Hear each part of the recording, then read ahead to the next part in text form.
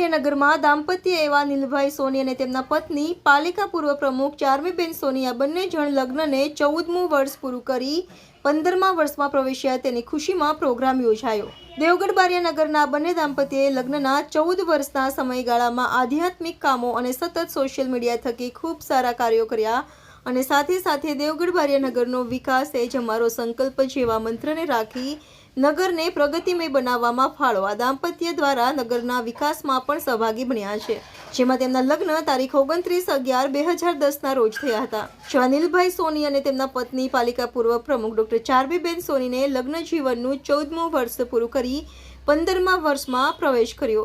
અને આ બંને દાંપત્યના જીવનમાં માતા પિતાના આશીર્વાદ મળતા રહ્યા। આ નગરમાં ખૂબ સારા વિકાસના કામો કરી રહ્યા છે અને તેમના દરેક કામમાં તેના પિતા રાજુભાઈ સોનીનો સિંહ ફાળો રહ્યો છે।